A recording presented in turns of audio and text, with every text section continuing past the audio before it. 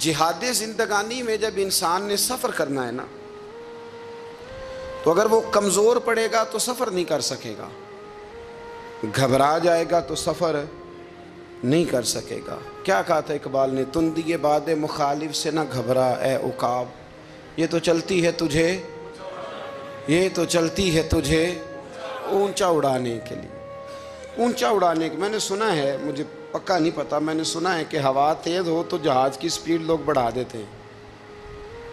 مخالف سمت اگر ہوا تیز ہو تو جہاز کی سپیڈ، یعنی وہ اگر تیز چل رہی ہے تو ادھر سے بھی تیز چلے گی تو اس کا سینہ ذرا جلدی چیرا جائے گا اور آگے بڑھے گی۔ صبر اور استقامت، اگر آپ نے زندگانی میں آگے بڑھنا ہے تو ان دو چیزوں کا وجود آپ کے ساتھ ہونا بڑا ہی ضروری ہے۔ ہمارے مزاجوں میں بڑی جلدی بے صبری آ جاتی ہے، پائے سے بات نہیں ہوتے، کسی بات میں ٹھہراؤ نہیں ہوتا، طبیعت کے اندر وہ والا مزاج نہیں ہوتا جو انسان کو آگے لے کے چلتا ہے، جو اس کو آگے بڑھاتا ہے۔ اگر آپ نے آگے بڑھنا ہے تو پھر ذرا آپ میں کے مزاج میں ٹھہراؤ ہونا چاہیے، پھر ذرا تھوڑا سا سکون ہونا چاہیے۔ میرے رسول کریم علیہ السلام کی خدمت میں ایک شخص نے عرض کیا تھا، یا رسول اللہ صلی اللہ تعالی وسلم، مجھے کوئی ایسی نصیحت کر دیں کہ پھر مجھے کسی اور سے پوچھنے کی ضرورت نہ رہے۔ تو حضور نے ایک ہی جملہ کہا، فرمایا جب تو نے کہا نا کہ اللہ میرا رب ہے، پھر ڈٹ جا، پھر اس پہ ڈٹ جا، پھر کھڑا ہونا سی۔ جب آپ میں استقامت ہوتی ہے، صبر ہوتا ہے، دیکھیں حالات جب بگڑے تو انہیں صحیح ہونے میں ٹائم لگتا ہے کہ فوراً ٹھیک ہو جاتے ہیں۔ آپ بیمار ہو گئے، تکلیف ہوئی، کوئی آپ کو بیماری لگ گئی، آپ ڈاکٹر صاحب کے پاس گئے، انہوں نے آپ کو دیکھا، ٹریٹمنٹ کی، پھر دوائیاں لکھیں، پھر انہوں نے آپ کو کہا کہ آپ کو 1 ہفتہ یا 1.5 ہفتہ دوائی کھانی ہے، یہ ایک شربت کی شیشی ہے، یہ ایک بوتل ہے، یہ ایک سیرپ ہے، 1 چمچ صبح 1 شام، اور پورا ہفتہ آپ نے استعمال کرنا ہے۔ اب آپ تو کہہ رہے تھے کہ میں نے ابھی ٹھیک ہونا ہے گھنٹے کے بعد، تو سارا نہ پی لوں، سیرپ سارا نہ پی لوں ابھی، اور 1.5 ہفتے کی دوائی ابھی نہ کھا لوں، تھوڑی تھوڑی کر کے بھی تو کھانی ہے نا، ساری کٹھی نہ کھا لوں، ہو جائیں گے ٹھیک؟ کیا خیال ہے آپ کا؟ نہیں ہوں گے۔ کیوں؟ اس لیے کہ جس ترتیب سے ڈاکٹر نے آپ کو بتلایا ہے، آپ کا وجود اسی ترتیب سے اسے قبول کرے گا، آپ کا جو وہ مرض ہے وہ اسی ترتیب سے بہتر ہوگا جس ترتیب سے ڈاکٹر نے، طبیب نے، حکیم نے آپ کو بتلایا ہے، اسی مرتب ترتیب سے آپ نے اس کو دوا کو استعمال کرنا ہے، تو اسی ترتیب سے وہ سارے معاملات ٹھیک ہوں گے۔ اب آپ کا تو منشا تھا کہ میں نے سویرے فوراً اٹھنا ہے اور میں نے دوا کھانی ہے تو میں نے فٹافٹ ٹھیک ہو جانا ہے، تو بھئی یہ آپ کی منشا تو ہے، لیکن حکمت کا تقاضا یہ نہیں ہے۔ حکمت کا تقاضا یہ ہے کہ آپ کو 1 گولی کھانی ہے، 1 چمچ سیرپ کا پینا ہے، آپ کو مناسب پرہیز کرنا ہے، اس کے بعد جا کے آپ کی طبیعت ٹھیک ہوگی۔ لیکن اگر آپ کا یہ پروگرام بن گیا ہے کہ نہیں میں نے تو شام کو ہی ٹھیک ہونا ہے، تو یہ ممکن نہیں ہے۔ اس کے لیے آپ کو ذہنی طور پر تیار ہونا چاہیے، آپ کو سمجھنا چاہیے کہ بہت ساری چیزیں ایسی ہوتی ہیں جنہیں وقت دینا پڑتا ہے، بہت سارے حالات ایسے ہوتے ہیں جنہیں ٹائم دینا پڑتا ہے، وہ اپنے وقت پر جا کے چیزیں درست ہو جاتی ہیں۔ لیکن ہم چاہتے ہیں کہ ہم ابھی کریں، سویرے کریں، شام کریں، وہ کئی دفعہ صحیح کرنے کی بجائے ماحول کو ہم خراب کر لیتے ہیں۔ انہیں وقت دیں، انہیں ٹائم دیں، انہیں موقع دیں۔ میرے رسول کریم صلی اللہ تعالیٰ علیہ وآلہ وسلم ہجرت سے چند دن پہلے نا خانہ کعبہ کو اندر سے دیکھنے کا دل کیا میرے نبی پاک کا، کیا مجھے مکہ چھوڑ کے مدینہ طیبہ جانا ہے تو میں ذرا کعبہ معظمہ کے اندر سے زیارت کر لوں۔ عثمان بن طلحہ ایک شخص تھا جو کلید بردار تھا، جس کے پاس خانہ کعبہ کی چابی ہوتی تھی۔ حضور صلی اللہ تعالیٰ علیہ وسلم نے اس سے کہا کہ بھائی چابی ذرا دے دو، میں خانہ کعبہ کے اندر سے زیارت کرنا چاہتا ہوں۔ کہنے لگا کوئی اور ہوتا تو میں دے دیتا، آپ کو نہیں دوں گا، معاذ اللہ ثم معاذ اللہ۔ میرے رسول پاک کی بات نہ ستارے بھی مانتے ہیں، چاند بھی مانتا ہے، سورج بھی مانتا ہے۔ حضور اگر سورج کو کہنا واپس آ، حضرت علی نے نماز پڑھنی ہے تو وہ آ جاتا ہے، اور اگر حضور فرما دیں چاند کو 2 ٹکڑے ہو جا تو وہ 2 ٹکڑے ہو جاتا ہے۔ سورج بھی بات مانتا ہے، چاند بھی بات مانتا ہے۔ یہ سارے میرے رسول کریم علیہ السلام کے غلام ہیں، جہاں جہاں تک رب کریم کی خدائی ہے وہاں میرے حبیب کی مصطفائی ہے۔ حضور وہیں چاہتے نا، وہیں چاہتے۔ تو حضرت عمر اگر حکم دیں تو زمین تیل واپس کرتی ہے، تو حضور حکم دیتے تو وہ کافر اندر دھنسا لیتی زمین، سارا کام اسی وقت ہو جاتا۔ لیکن حضور نے کیا فرمایا؟ جب عثمان بن طلحہ نے کہا نا کہ آپ کو چابی نہیں ملے گی، اللہ کے رسول نے فرمایا عثمان ایک وقت آئے گا جب یہ چابی تجھ سے میں لوں گا، اور جس کو میرا دل کرے گا میں اسے دوں گا۔ ایک وقت آئے گا کہ یہ میں تجھ سے لوں گا، اور پھر جس کو میرا دل چاہے گا میں اس کو وہ چابی دوں گا۔ میرے نبی کریم رؤوف رحیم سید عالم صلی اللہ علیہ وسلم نے وقت دیا۔ کتنا وقت لگا؟ 2 دن، 4 دن، 5 دن، 10 سال لگ گئے۔ حضور نے مکہ کو فتح کیا، حضور تشریف لائے، وہی چابی عثمان بن طلحہ کے پاس تھی۔ محبوب کریم نے بت توڑنے تھے، کعبہ کو ان سے پاک کرنا تھا، فرمایا لاؤ نا چابی کدھر ہے؟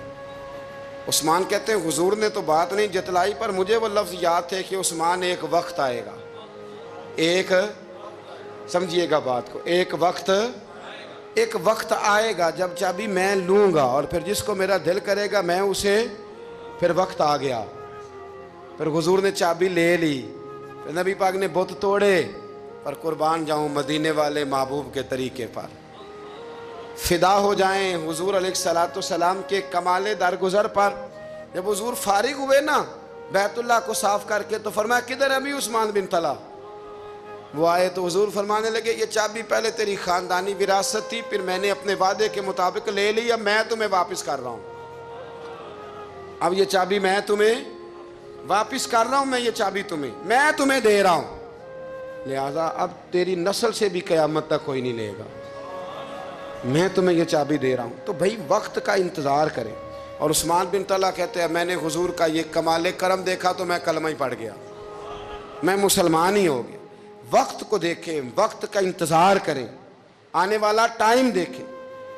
ہم نا ٹائم نہیں دیتے، ہمیں جلدی بڑی ہے، کاروبار ٹھیک ہو جائے تو شام کو ہو جائے، بچہ تندرست ہو جائے تو پھر شام کو ہو جائے، مخالفین ٹھیک ہو جائیں تو شام کو ہو جائیں۔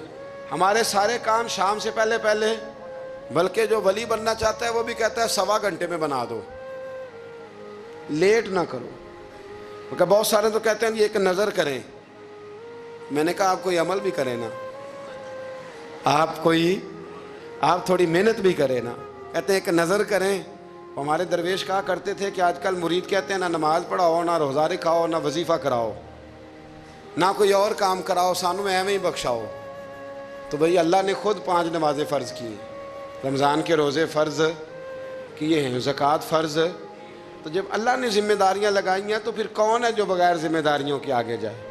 تو اپنی زندگی میں چیزوں کو سمجھیں، غور کریں، وقت آپ کو دینا ہے، اور جب آپ وقت دیتے ہیں تو بہت سارے معاملات ٹھیک ہو جاتے ہیں۔ حضرت عمار بن یاسر بڑا شروع میں کلمہ پڑھا، ان لوگوں نے بڑی تکلیفیں اٹھائیں جنہوں نے آغاز اسلام میں کلمہ پڑھا، حالات اور طرح کے تھے۔ میرے حضور کو بڑی اذیتیں دی جاتی تھیں۔ ابو لہب، عقبہ بن ابی معیط، یہ حضور کے 2 ہمسائے تھے۔ کچھ نفسیاتی تکلیفیں لوگ دیتے ہیں، ذہنی طور پر پریشان کرتے ہیں، مزاج ہوتا ہے۔ وہ دونوں کیا کرتے تھے؟ وہ سارا اپنے گھر کا کوڑا کرکٹ لا کے حضور کے دروازے پر پھینک جاتے۔ تو نبی کریم صلی اللہ تعالی وسلم فرماتے تھے کیا خوبصورت حق ہمسائیگی ادا کرتے ہو، کیا اچھا تم حق ہمسائیگی۔ اور دونوں طرف کے ہمسائے تکلیف دیتے، اذیت دیتے، حضور کو پریشان کرتے۔ حضرت عبداللہ ابن مبارک رحمۃ اللہ علیہ کا ہمسایہ بھی اسی طرح کرتا تھا، وہ اپنے گھر کا سارا گند کچرا اٹھا کے آپ کے گھر میں پھینک دیتا۔ 1 دن بھی پھینکا، 2 دن بھی پھینکا، 3 دن بھی پھینکا، 4 دن بھی پھینکا، 5 دن بھی پھینکا، مہینوں بیت گئے۔ ایک دن کہنے لگا میں روز کچرا پھینکتا ہوں، خود ہی کہنے لگا آپ کو تکلیف نہیں ہوتی؟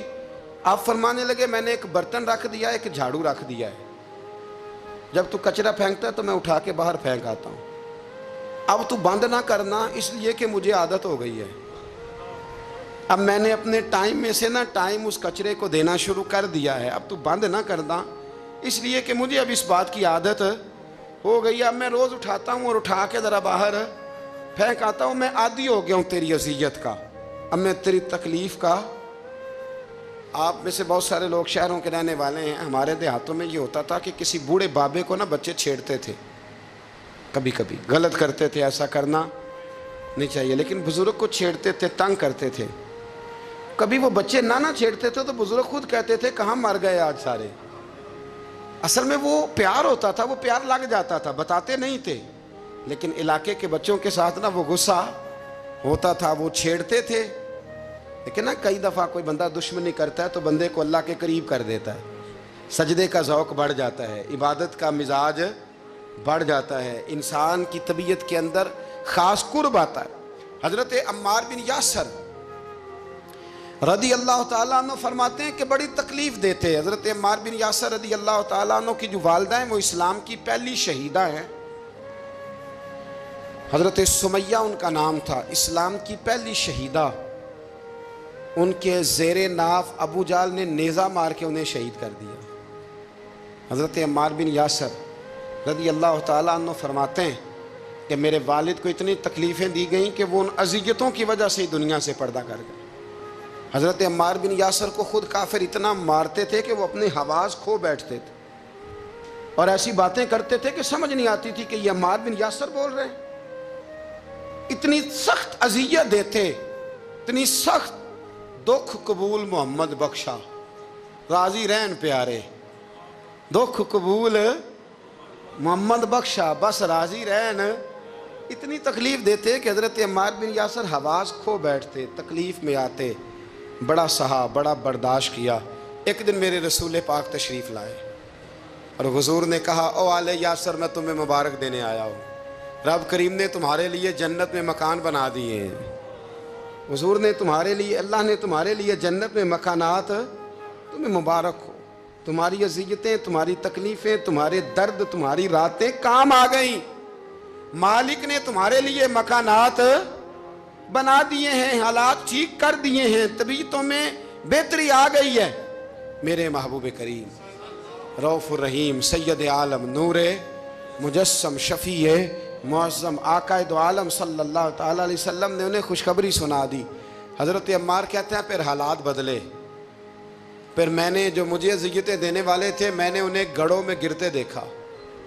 آپ فرماتے ہیں ابو جہل کی لاش اٹھانے والا بھی بدر میں کوئی موجود نہ تھا، اور ابو لہب جو مجھے تکلیفیں دیتا تھا وہ مکے کے چوک میں مرا ہوا پڑا تھا، پر کوئی اس کے قریب جانے والا بھی موجود نہ تھا، کوئی نہیں تھا۔